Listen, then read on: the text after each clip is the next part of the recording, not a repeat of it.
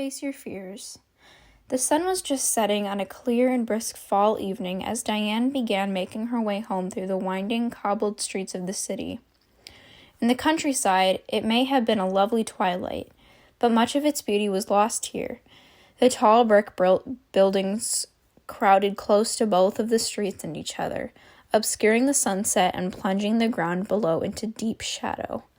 The streetlights had already been on for quite some time. They cast silky yellow pools of artificial light around their immediate area, but somehow never managed to bridge the gap between adjacent light posts entirely. They were bright enough, however, to hide most of the stars from view, leaving the sky above the city a dull, indifferent gray slowly fading to black. Incidentally, if one were to gaze up at the uninspiring sky while walking between the close-set buildings, and if the haze of shadows were just right, the tops of the structures would seem to lean in and reach towards each other ever so slightly, as if trying to enfold the street like a giant hand. It was enough to make even a deserted street seem unbearably claustrophobic.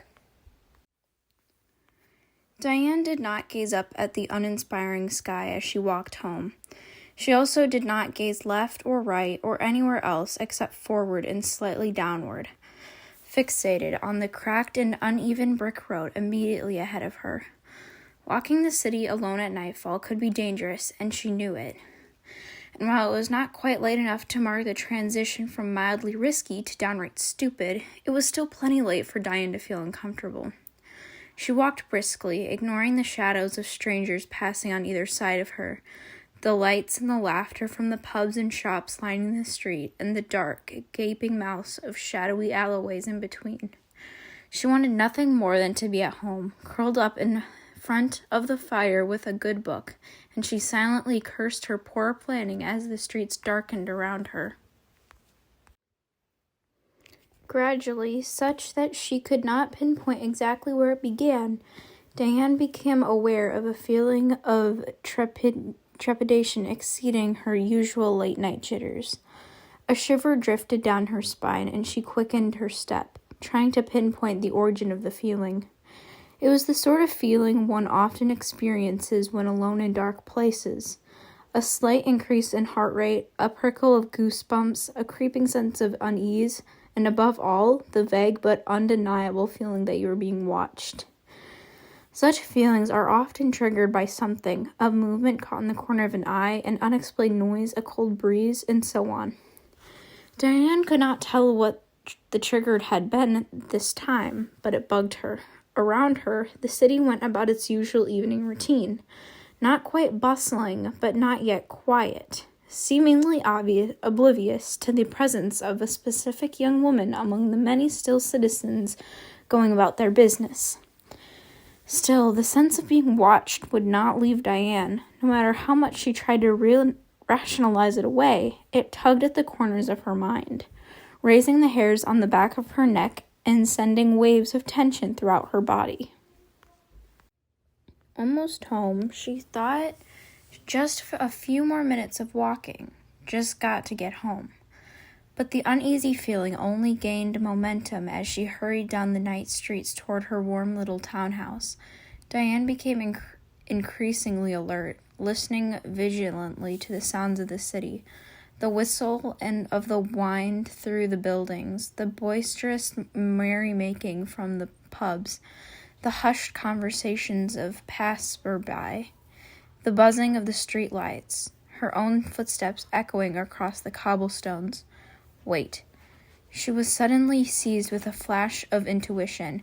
Her feeling was not merely one of being watched, it was one of being followed. As she focused down the sound of her footsteps, she thought she heard a strange echo in them. Although she walked this same road in these same shoes almost every day, there was something unfamiliar about the pitch and timbre of her footfalls, something foreign, as if someone was walking completely in step with her, following just behind her. The mere thought was enough to ratchet her vague uneasiness up a notch into real fear, heart beating fast, palms sweating. She steeled herself and glanced around backwards to glimpse her pursuer. No one.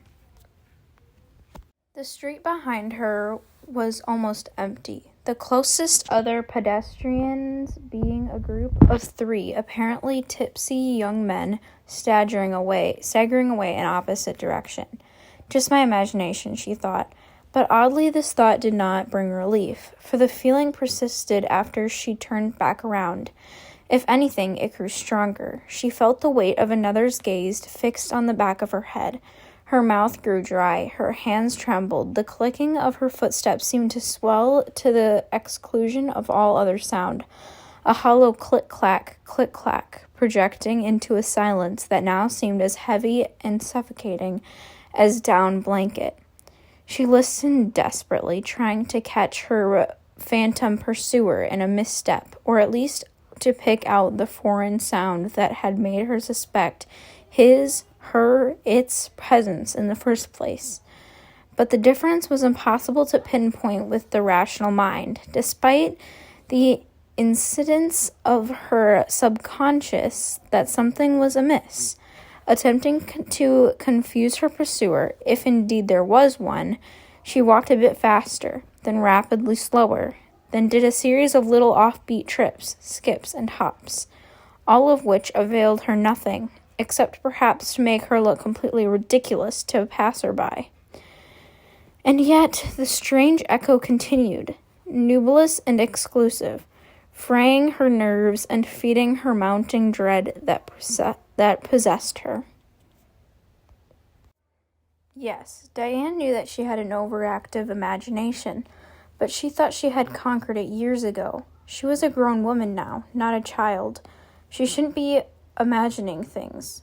And yet, the certainty of being observed followed, hunted, refused to disappear. Someone or something was following behind her. Some deep, intuitive part of her knew it. She was not a child anymore, and with every passing moment, she became more and more certain that she was not imagining this, and she became more and more afraid. Maybe whoever it was just ducked into an alley or dodged out of sight the last time I turned around. That's possible, she thought. With this in mind, she bit her lip, steeled herself, and without warning whipped around as fast as she could, turning her whole body to face her assailant. Nothing. An empty street. The sight of the dark, empty passage behind her nearly set Diane into a full-blown panic attack. The shadows, the buildings, the very air itself seemed to pulsate with malicious intent, as if the city she now saw was merely a thin veil trapped over a withering, seething mass of... It was suddenly very difficult for Diane to breathe. A weight pressed against her chest with her eyes welling with terrified tears. Her body shook like a leaf. It took every last bit of her self-control not to shriek like a madwoman right in the middle of the street. She was suddenly seized with a strong and urgent compulsion to get indoors, to seek shelter from the terror, however irrational, that seemed to stalk the streets. She turned quickly back around and darted into the nearest lit building, letting the door slam behind her without turning back. She collapsed against the wall next to the doors, her eyes closed, breathing like she had just run a marathon. For a few moments, she just stood there like that, calming herself down and trying to regain control of her breathing. Only then did she open her eyes to survey the room she had just entered. Diane had, in terror, stumbled into a small pub. The place was a bit dingy and not partially well lit, but at least it was brighter than outside, and the few patrons seated in the small groups throughout the establishment seemed friendly and respectable enough, at least upon first inspection. A couple of them were glancing over in her direction, their curiosity perhaps aroused by the strange panicked entrance, or perhaps simply by the fact that she seemed to be the only woman in the place except for a slightly harried-looking waitress. Diane still felt a bit uneasy, both from the attention and from her feeling of being followed in the street, but coming inside had managed to dissolve the worst of her panic. She did not in the least feel ready to venture back into the street, though, and so instead sat down quietly at a vacant two-person table near the door and tried to collect her thoughts. After a minute or so, the waitress had noticed earlier came by and asked Diane politely if she would like anything to drink. Diane requested just a small cup of hot tea, please, if they had it, and the waitress gave her a kind, understanding smile and a pat on the back of the hand before bustling off to fill the order.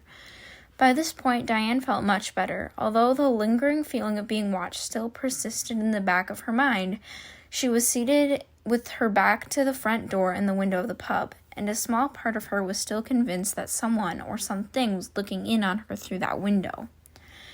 However, she pushed the idea away as firmly as she could, telling herself that she was being ridiculous and it all must have had been nothing but her imagination.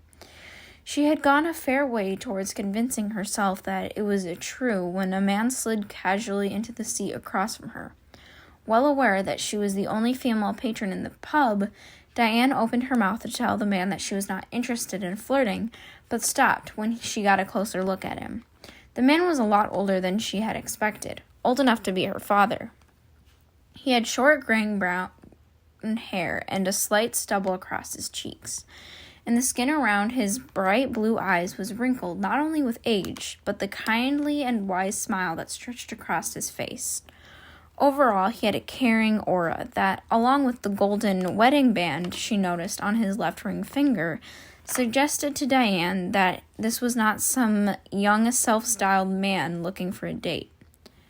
Forgive a stranger for sounding nosy, but are you doing all right, lass? You're looking a mite troubled. Anya stormed in here earlier like you was in a downright panic. His voice was deep and rugged, but also soft, carrying a littering accent that somehow soothed Diana.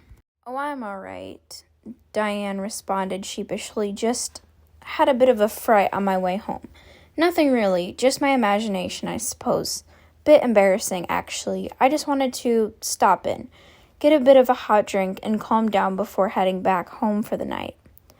The man nodded understandingly, taking a short gulp from his own mug as the waitress returned with Diane's tea. As the waitress left, he responded, "Yeah, the city streets can be a touch daunting at night, what with everything being so dang packed in. Not all safe for a young lass walking alone either," he added with a stern look. Diane nodded her understanding and sipped her tea with an embarrassed blush, looking down into her cup rather than at her companion. "What was such a fright into ya, anyhow?" "Oh, like I said, nothing really," Diane responded. "Just a creepy feeling I got. Nothing to worry about." The man set down his mug and leaned his chin on his hand. "Why don't you tell me a bit about it, lass? Talking about these things has a way o' making 'em feel better sometimes."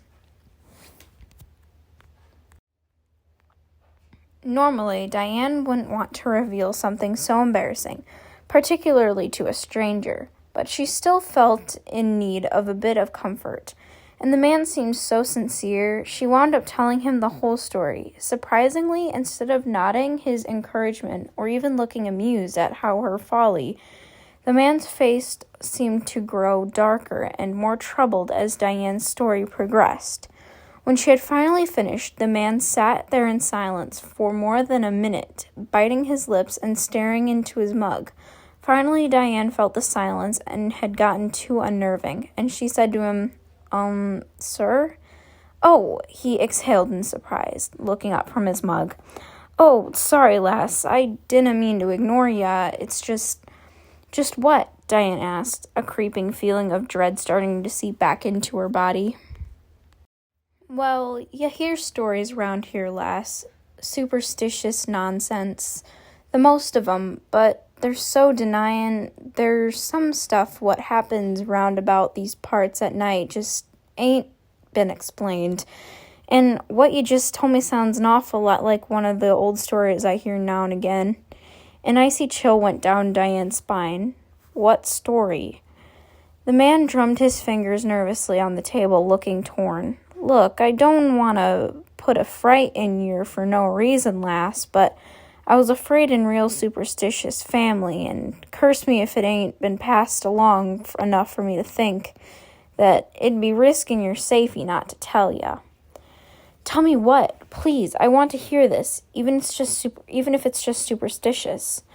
Well, as tales would have it, there is, well, one thing that comes to mind around the streets at night in the city like this, some kind of monster or ghost, but nobody knows what it really is or what it looks like, and every now and then, for some reason, it'll latch on to somebody and follow them around, walking right behind them as they go about their business. Catch is, you see, it ain't really real, at least not in our world, not normally. I don't get all that weird metaphysics stuff for nothing, but supposedly it's some kind of other plane, for this most part. One what overlaps with our world, but ain't really a part of it. Like it's below what we see and feel, but most people go through their lives hardly even knowing it's there, unless something there takes a shine to ya. Even then, it can't do much. It can see ya and it can follow you around, but it can't really harm you, see? Because it's not really there. In fact, some people don't notice it following them at all, just go on about their evenings without a care in the world. But others, people who are more sensitive, more open to stuff that ain't exactly ration, and concentrate, they'll notice it following them. They'll feel a cold chill in their backs, a sense of being stalked, like a sixth sense or something. May even hear it following them just a bit or catch a quick glimpse of it, just for a moment out of the corner of their eye. Never more than that, 'cause it's not really there, remember? At least not yet.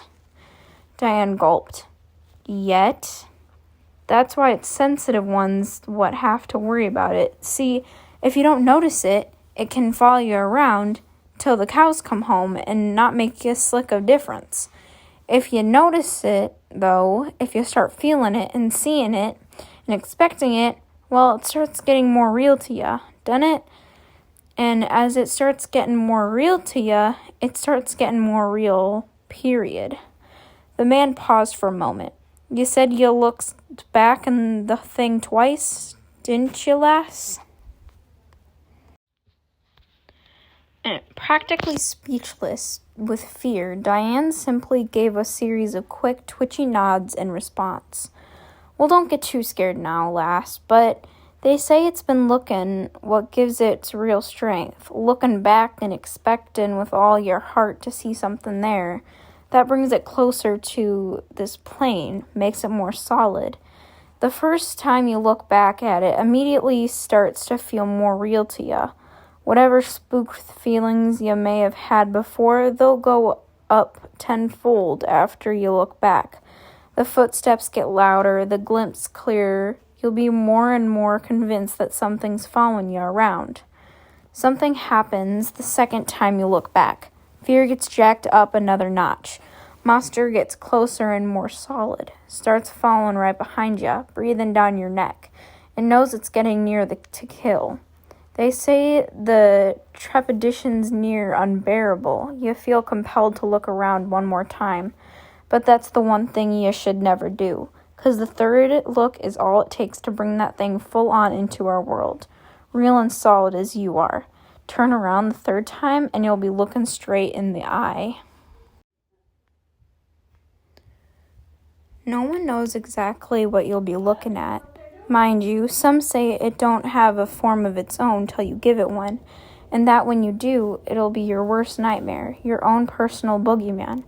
Whatever thing, real or imaginary, scares you the most on God's green earth, that'll be what it'll look like. But of course, it's all speculation, 'cause so far as I know, there ain't no one what's seen that thing and lived to tell about it.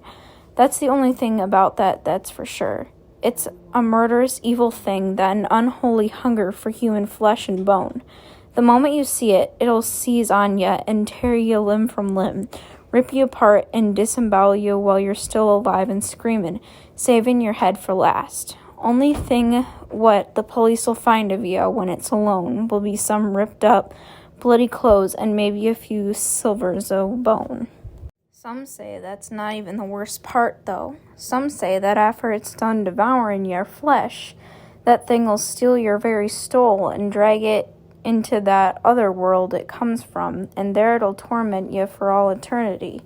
Still just speculation, but it's about as plausible as anything else in this story.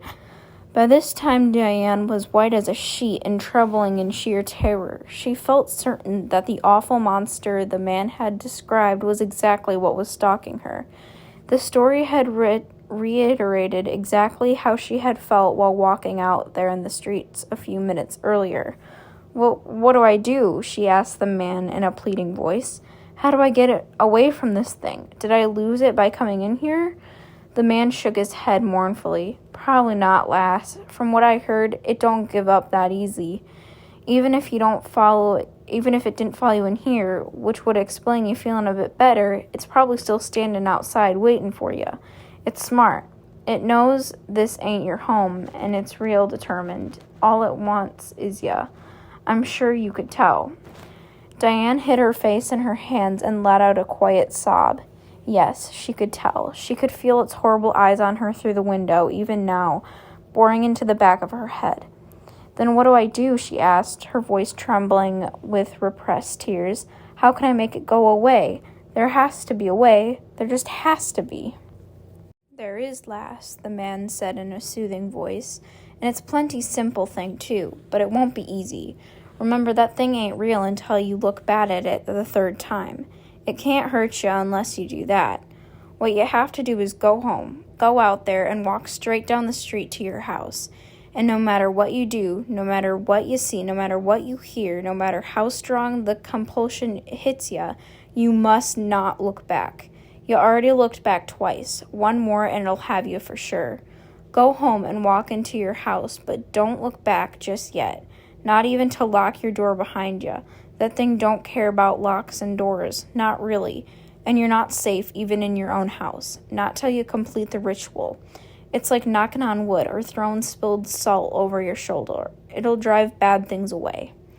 What you gotta do, without looking back, mind you, is go into your bedroom and find something precious to you, like some kind of personal talisman. For lots of people, it's some religious thing, a Bible or a crucifix or some such.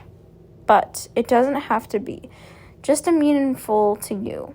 You find this talisman and you turn it over in your hands 3 times while repeating the following incantation 3 times.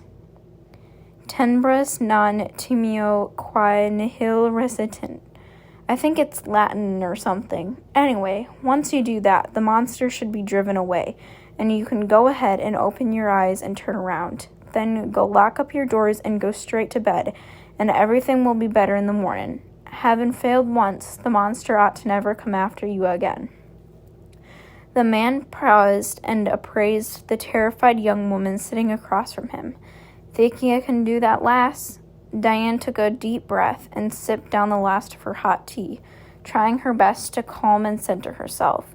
With some effort, she stilled in the trembling of her hands and let her heart slow down to a reasonable speed. Biting her lip and gathering all of her resolve, she looked at the man straight in the eye and said, "Yes, I can do it."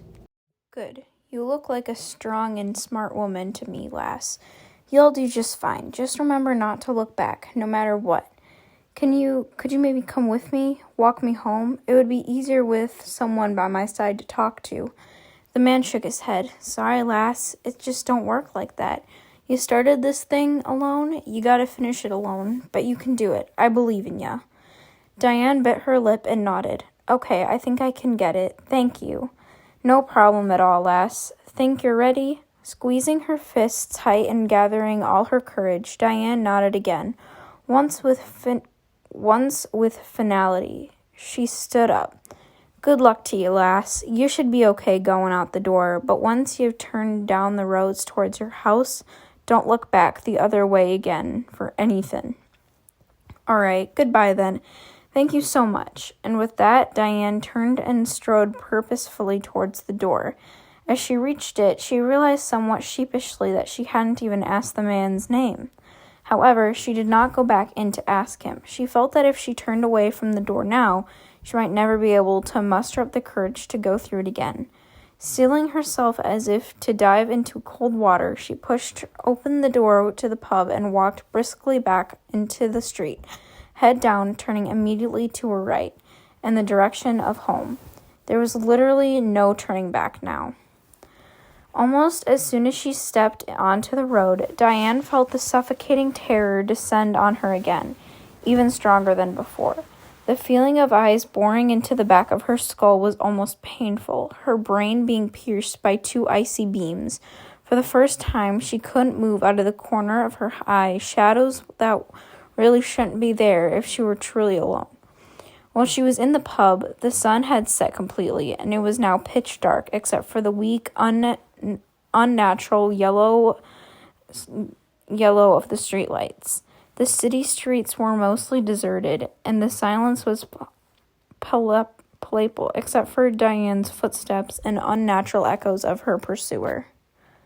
Oh my God, those footsteps. Perhaps it was because she had heard them first. Perhaps she was more sensitive to the sound than sight.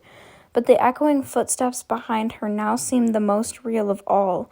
She could swear she heard solid feet striking the ground behind her, matching her gait more clumsily now than before. Sometimes an errant footfall would even strike at a different time than hers, letting her know beyond a shadow of doubt someone was behind her, close behind her. Perhaps it was just the breeze, but she could even fancy that she felt cold breath on the back of her neck. The creature was so close she could tell. She felt its malice in every atmosphere surrounding her. Its anticipation and evil glee was as it contemplating seizing her and ripping her into shreds, feeding on her terror and pain as well as her flesh. All it needed was her one more look. And dang it, even if she knew what look would seal her doom, in her mounting terror, she couldn't help but feel compelled to look behind her. That unseen presence breathing down her neck, piercing her with its eyes, filling her to the brim with horror. It wasn't almost unbearable. Something about it was unable to see it, unable to turn and face it, was almost worse than actually facing the thing. She supposed that was what it counted on. In any normal situation, ignoring such a strong feeling of impending danger was pure lunacy. Vision of perhaps humankind's most important sense. When one heard a strange voice, felt a strange presence, it was a fundamental reflex to turn and look for the danger. Not to do so required the superstition of one's strongest instincts. Although her rational brain insisted that the thing now walking behind her could not harm her unless she looked at it, some deeper, more animalistic part of her was clanging alarm bells with all its might, certain that the looking was less dangerous than not looking. What if the man was wrong? What if the thing behind her could harm her right now? What if its long claws were just at the moment closing in on her jugular vein, its jaws opening to devour her whole? Plagued by such thoughts, Diane gritted her teeth and broke into a run, not caring who might see her fleeing from nothing and think her mad. The footsteps behind her got even louder and more out of sync with hers as she ran. She was trembling all over, heart beating way too fast, terrified beyond belief. She could not help imagining the thing behind her, her worst nightmare, what it might look like. Vague memories of her imagined monsters that terrorized her childhood surfaced. She imagined a creature with a round, gaping, bottomless jaw lined with horrible, jagged, bloody teeth. A creature with too many arms and legs, all bent in impossible conformations, all tipped with vicious claws. A creature with no order or symmetry, a crazed, surrealist collage of terrible organs and implants of destruction. Or perhaps most terrifying of all, a creature which lurked only in the edges of perception, amorphous, shrouded in darkness. A creation whose true form could not be imagined, for to see it even in the mind's eye would drive one mad. Such was a creature that haunted her as a child, one which she never imagined or even tried to know, which went forward unnamed, a horrible, malignant it, promising terrors beyond even her vivid imagination, beyond her worst nightmare. Finally, Diane turned on to her house street and saw her front door so close, just a few running paces away. Flooded with both terror and relief in equal measures, she closed the distance to her small townhouse in record speed, flying across the scraggly brownish grass of her yard, bounding up the front steps, fumbling for a few horrible seconds with the key to her front door, terrified that she might drop it, then finally shoving it into the keyhole and violently throwing open the door. She closed the door behind her as she entered, but as per the instructions of the man at the pub, did not turn around to lock it, but proceeded straight up to the stairs to her bedroom. Indeed, despite being inside her own house, she still felt presence of the thing following her, its eyes on her back, its footsteps on the stairs, even the sound of the front door creaking ever so slightly as if it needed to open it and to follow her. But she was calmer now, knowing that it was almost over. She took the stairs not at a run, but at a brisk walk. She traversed the hallway to her room at the same pace. Now fleeing with a monster which she could not face, Diane closed her grandmother's music box as her personal talisman. It was her most tangible and meaningful representation of conquering her fears, so it should be perfect. She kept it on her nightstand right next to her bed and played it sometimes when she was feeling particularly anxious or stressed, or just missing her grandmother. With a sense of profound relief, Diane picked up the music box and started to turn it over in her hands. Then she heard it, the unmistakable creak of the floorboard directly behind her, loud and obvious in the quiet house. The most solid evidence yet of her pursuer, nearly undeniable proof that someone had indeed followed her into her home. Diane drew in her breath as a rush of adrenaline shocked her to her core. Her head just faintly twitched towards the sound as the urge to turn around became almost unbearable. She had a thought just then, an unbidden, intuitive sort of thought that just seemed to rise from deep in her subconscious. This is your last chance to face your fear. But of course, that was idiotic. Facing her fears may have been her grandmother's advice, and it may have been a good advice, but her grandmother had never found a situation like this. If Diane turned around, she was dead, or worse, and she knew it. Facing this fear would neither arm her with knowledge nor make it disappear. It would only arm the monster. So, ignoring her instincts and her grandmother's advice, Diane closed her eyes and turned the music box over in her hands. She said it what the man had told her to say. More creeping behind her. She said it again. A sound perhaps like a door sliding open or shut. She said it again. Silence. Taking a deep breath, Diane opened her eyes, set down the music box, and turned around. Behind her was the only her empty room, quiet and secure in its formality. No monsters, no phantom noises, no unseen presence invading her mind. Diane felt a profound sense of relief and safety. She was home and secure in her own home, and her pursuer has finally gone, banished, never to return. She practically skipped back down the steps to lock her front door, which it turned out was closed after all. After that, she took a brief moment in the kitchen to fix herself a glass of warm milk before heading up to bed. Settling down to sleep for the night, Diane realized that she still felt a slight sense of tension and unease. But it was nothing compared to what she just experienced. And what did she expect after such a traumatizing event? Everything would be better in the morning. The man had told her so. Besides, even as a child, Diane had always felt the safest at home in her bed. She snuggled up tightly in the covers, resting her head on the soft pillows, and was soon falling into a warm embrace of her much-needed sleep. Sometime in the middle of the night, Diane awoke from her quiet, restful slumber. She woke up slowly, as one often does from the deeper stages of sleep, and for a while was unaware of exactly what had woken her. Her mouth seemed as dry as cotton, and she felt strangely uncomfortable, but she didn't think that that was what had roused her. Finally, in her groggy, half-awake state, she recognized the sound of music box playing, her grandmother's music box, playing I Whistle a Happy Tune. Normally, that tune made her feel happy and secure, but now it somehow unnerved her.